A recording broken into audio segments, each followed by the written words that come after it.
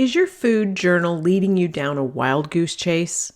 Discover why those meticulously tracked meals and symptoms aren't revealing your true triggers. In this myth-busting episode, I'm going to expose the hidden reasons your food detective work is failing you, from the 72-hour delay trap to the threshold effect that confuses even the most dedicated symptom trackers.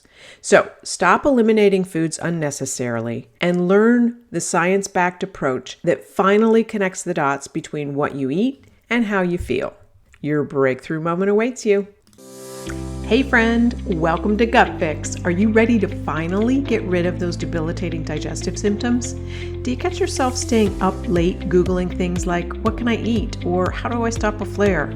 Or maybe you're just lying awake wondering, how did this ever happen to me?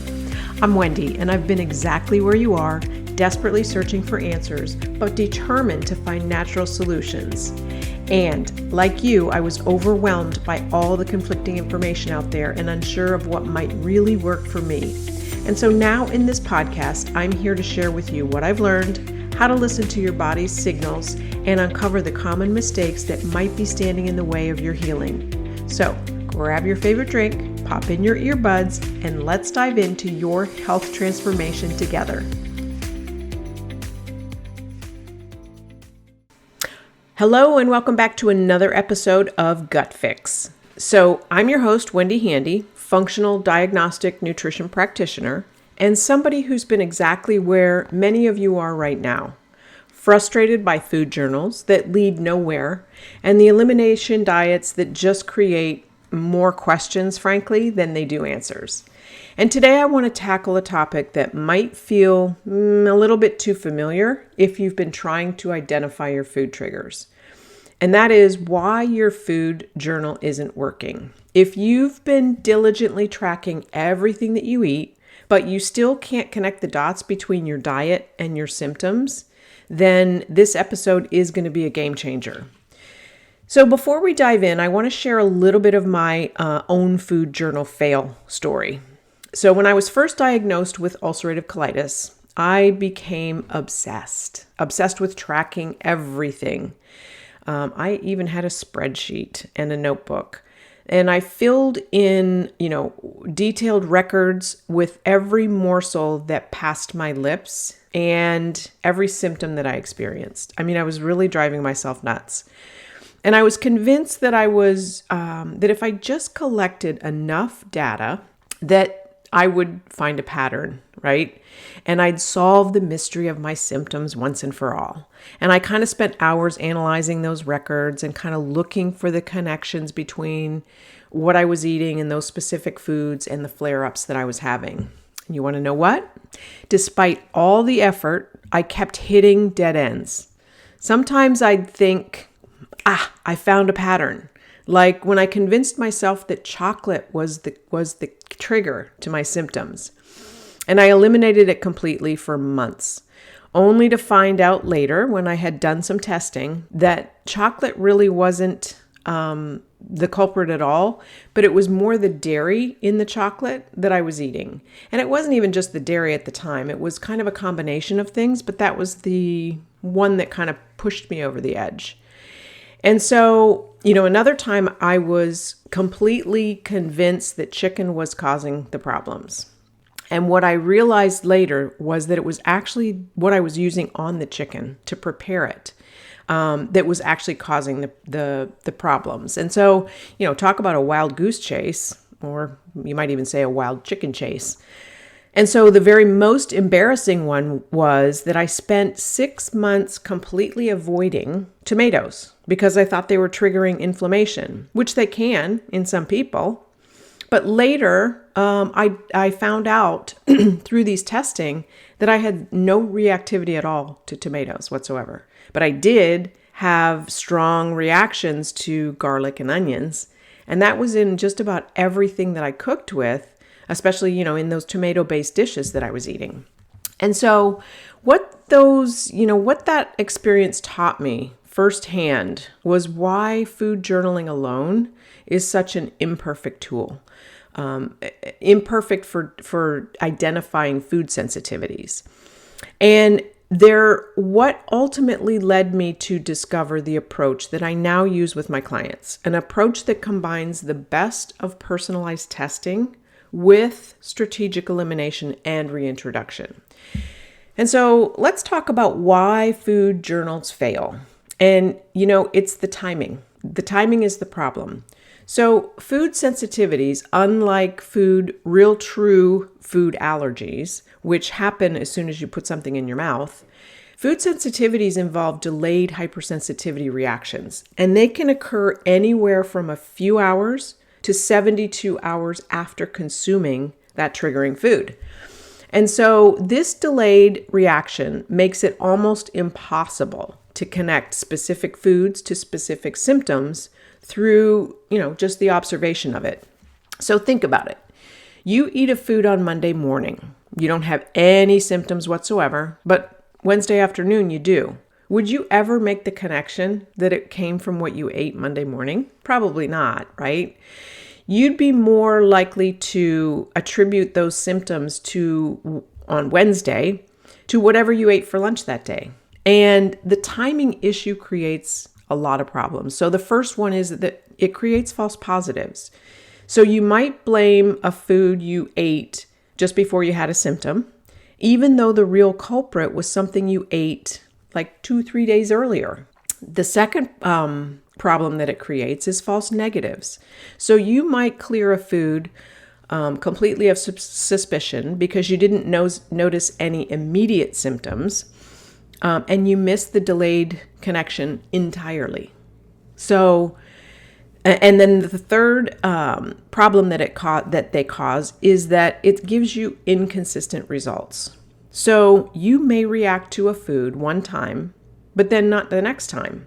And that might lead you to think that it's safe when it's actually contributing to your cumulative inflammatory overload. Remember when I talked about the tomatoes? So yes, they can cause inflammation, and maybe they did a little bit for me, but it wasn't just that one thing. It was the combination, and the two things, the garlic and the onions, that were really causing me the issues. Then you throw the tomatoes on top, and now you have, a cumulative inflammatory load. So the second major challenge with food journals is what I call the combination problem. So most of us, we don't eat single ingredients in isolation.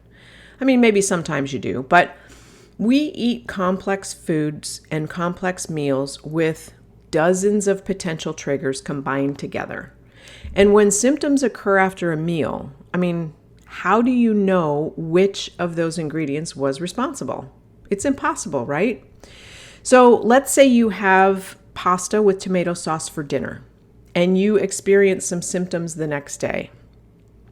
Well, was it the wheat in the pasta? The tomatoes in the sauce? The garlics and onions in the sauce? Maybe it was the Parmesan cheese you sprinkled on top. Or maybe it was the glass of wine you had with the meal. Without testing, it's nearly impossible to isolate the culprit. And so this combination problem leads so many people to eliminate entire food groups unnecessarily, or to miss the actual triggers because they're hidden in those complex meals. And so the third factor that complicates food journaling is what we call the threshold effect. And many food sensitivities are dose dependent, meaning that when you might be able to tolerate very small amounts of a triggering food occasionally, but eating it frequently or in larger amounts pushes you over that inflammatory threshold. And this can create obviously very incredibly confusing patterns in your food journals. And you might eat a small amount of a triggering food on Monday, have no noticeable symptoms, leading you to believe that it's safe. And then you eat it again on Tuesday and Wednesday, and by Thursday, you're experiencing significant symptoms. Not because what you ate on Thursday and Thursday's portions were problematic in isolation, but because you've exceeded that cumulative threshold. And this threshold is further complicated by other factors that influence your inflammatory load. So things like your stress levels, your quality of sleep, any environmental exposures, any hormonal fluctuations that you're experiencing, the intensity of your exercise, and other inflammatory foods that are in your diet. And so all these variables make it extremely difficult to isolate any food triggers from journaling alone, right? Only using your journaling. So, the final challenge with food journaling is simply information overload. So when you're tracking everything that you eat and all your symptoms, like I was, like a crazy person, you quickly can amass an overwhelming amount of data. And most people don't have the statistical analysis skills or, specialized knowledge needed to identify any kind of meaningful patterns in this, in this data. And I'll tell you, you'll make yourself crazy like I did. Talk about adding a little bit of stress, right? And so oftentimes this leads to one of two outcomes. Either you become totally overwhelmed and you give up on tracking altogether, or you start seeing patterns that aren't actually there. Because our brains are wired to find patterns and solve problems, even when you have random data. So if food journaling and food journals isn't the answer, what actually works for identifying food sensitivities? Well, in my practice, I've found the most effective approach combines comprehensive food sensitivity testing with a strategic elimination and reintroduction protocol.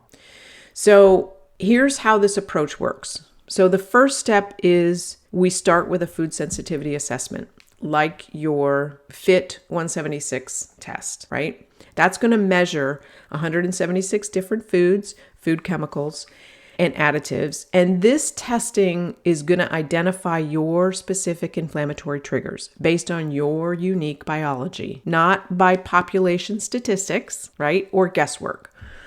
And so the testing process, it's very, very straightforward. It involves just a small blood spot sampling collected through that simple finger prick, which you can do at home. And the sample is then analyzed for immune reactions to, like I said, 176 different foods, food additives, food colorings, and you receive a very detailed report showing you your specific triggers. Then step 2 is that based on those results, we create a personalized elimination plan focusing specifically on your reactive foods.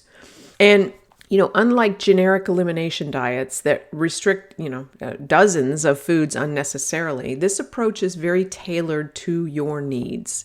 And the elimination phase, it's typically going to last between 4 and 6 weeks, long enough for you to reduce that inflammation load and allow your body to reset, but not so long that it becomes unsustainable and, just too hard to do. And then step 3 is your strategic reintroduction.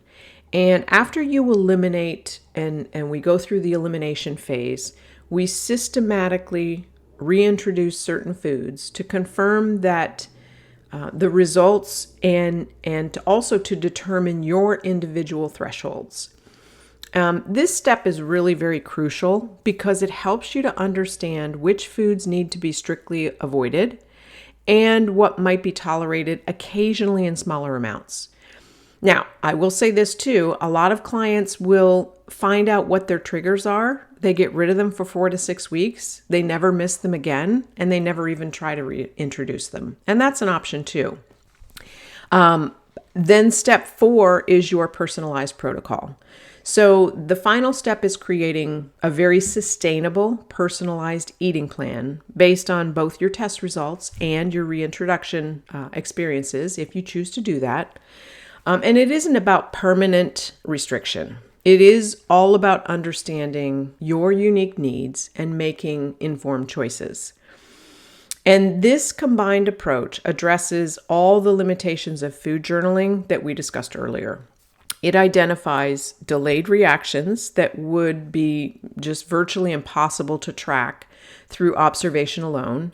It isolates specific trigger foods from, complex meals that you have that aren't just one single ingredient.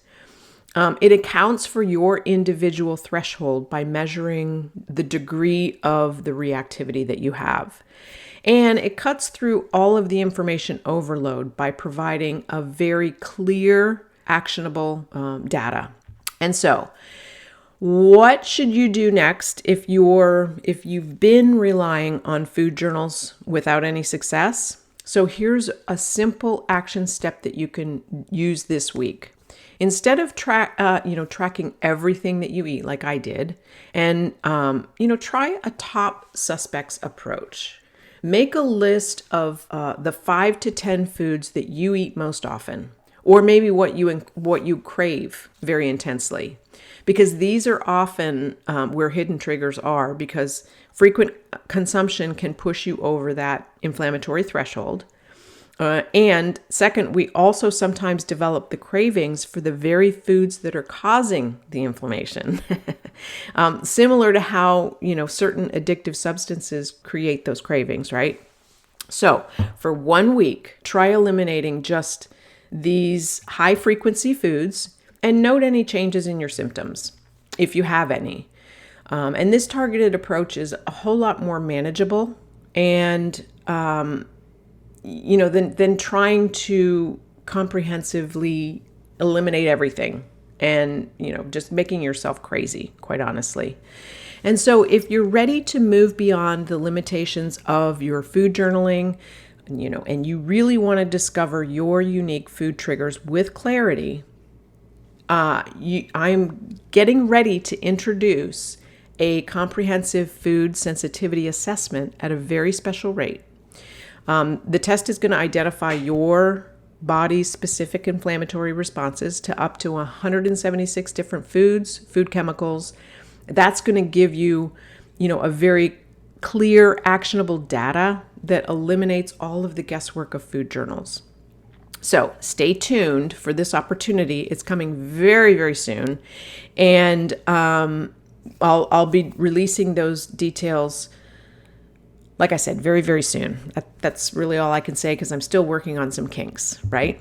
So to wrap up today's episode, I want to emphasize that food journals aren't completely useless. They can provide, some variable insights about some overall patterns and help you implement changes based on those test results. But the problem comes when you rely on them as your primary tool for identifying any specific food triggers. So if you've been diligently keeping food journals without finding any clear answers, it's not your fault. The delayed nature of food sensitivity and those reactions, combined with the complexity of what we're eating and the individual biochemistry, makes this detective work almost impossible without using a proper test. So remember, the goal isn't to make food more complicated. It's to simplify your approach by focusing on your specific triggers rather than eliminating foods unnecessarily. And with the right information, you can develop a personalized nutrition plan that supports your health while still allowing you to enjoy a very diverse and satisfying, diet. So if you found this episode helpful, subscribe below, leave a comment, leave a review, and, your support does help other people struggling with mysterious symptoms to find this information. And if you want to dive a little bit deeper, go to my website, wendyhandy.com, and book a free 30-minute discovery call.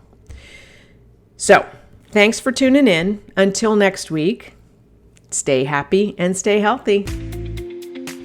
Hey friend, I hope today's episode brought you some real value. If it did, would you take just 30 seconds to share it with a friend who might be struggling to get her gut in check? And if you're feeling extra generous, leave me a review on Apple. It absolutely lights me up knowing that this podcast is making a difference for you. All right, it's time for me to grab my protein shake and get my gut happy. I'll see you back here next Tuesday for another episode of Gut Fix. And until then, stay happy and stay healthy.